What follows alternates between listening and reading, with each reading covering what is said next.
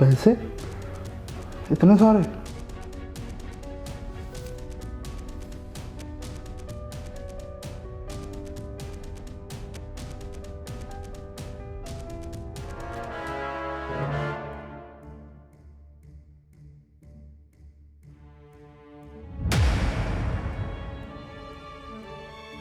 इतने सारे पैसे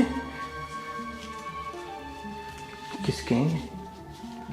मुझे क्या, मुझे तो पैसे मिल गए। रामू, राजू, इधर आओ दोनों।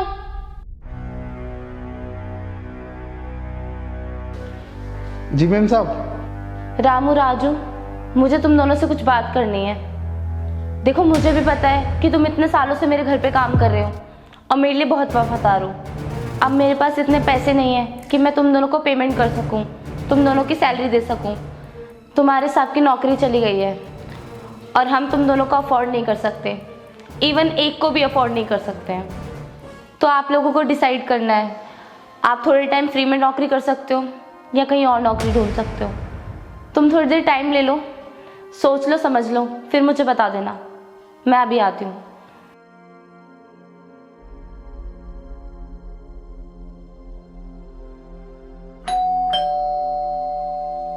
अरे भाई, देख के दरवाजे पर कौन है? ठीक है भाई, देख के आ रहा हूँ।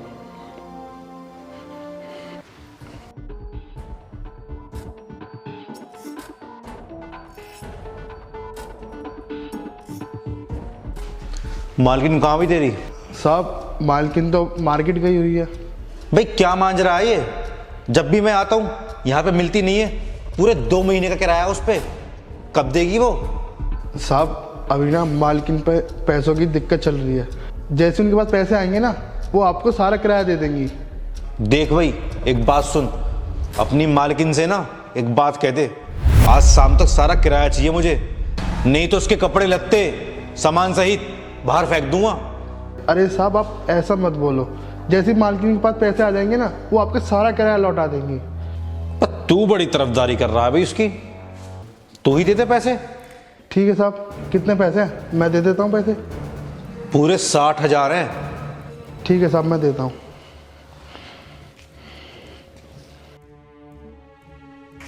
शुक्र है पैसे दे दिए तुमने, वरना तेरी मालकिन के साथ साथ ना तुम भी बाहर मिलते आज। चलता हूं। हाँ, तो क्या डिसाइड किया तुम दोनों ने? मालकिन, मैं कहीं और काम देख लूँगा, मगर कुछ दिन मैं यहीं काम करूँगा। उसकी कोई ज़रूरत नहीं है, तुम्हें अब यहाँ काम करने की ज़रूरत नहीं है। और रामू, तुमने क्या सोचा है? मालकिन, मैंने ये सोचा है, मैं ना अभी ना आपके पास ही काम कर लूँगा, भले ही आप मुझको तनख्वाह ना दें। मैंने इतने पैसे जोड़ रखे हैं कि मेरे घर का खर्चा चल जाएगा। और वैसे भी आपने मेरे हर अच्छे और बुरे वक्त में साथ दिया है, अब मेरा हक बनता है कि मैं आपका साथ दूं। रामू, तुम्हें इतना सब करने की ज़रूरत नहीं है। तुम यहीं काम करोगे और तुम्हें टाइम पे सैलरी मिलेगी, वो भी डबल। मैम साहब, आप कैसी बात कर रहे हो?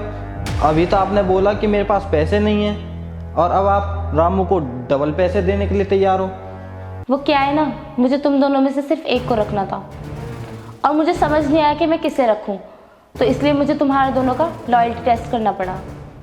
और तुम दोनों को याद है, थोड़ी देर पहले जब तुम सफाई कर रहे थे, तुम दोनों को पैसे मिले होंगे और वो तुम दोनों ने ही रख लिए थे। याद आया कुछ? इतने सारे पैसे किसके हैं? मुझे क्या, मुझे तो पैसे मिल गए। उस टाइम तो रामू ने भी पैसे रख लिए और मुझे लगा कि रामू भी गलत है, लेकिन रामू ने प्रूव कर दिया कि वो सही है। मकान मालिक आया था किराया लेने, याद आया? ठीक है साहब, कितने पैसे हैं? मैं दे देता हूँ पैसे। पूरे 60,000 हैं।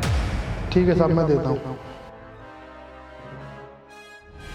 तो उस टाइम राजू, तुमने मेरी मदद नहीं करी, रामू ने मेरी मदद करी। उसने वो चुराए हुए पैसे मकान मालिक को जाके दे दिए और उसने साबित कर दिया कि वो मेरे लिए कितना लॉयल है और मेरे लिए क्या क्या कर सकता है।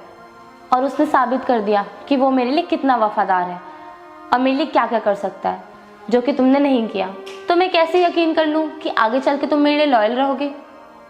मेम साहब मुझे माफ़ कर दो, मुझसे बहुत बड़ी गलती होगी, मैं आगे से कभी ऐसा नहीं करूँगा। चुप करो तुम, बस बड़ी बड़ी बातें करनी आती है तुम्हें। आज मुझे पता चल गया कि मेरे लिए कौन लॉयल है। सीखो कुछ रामू से। तो ज़्यादा बकवास करने की ज़रूरत नहीं है और निकलो यहाँ से।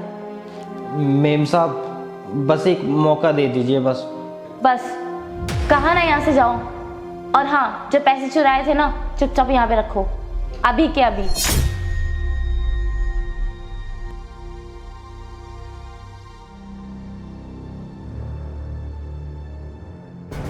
और अब जाओ यहाँ से, आगे से मेरे घर में घुस मत जाना।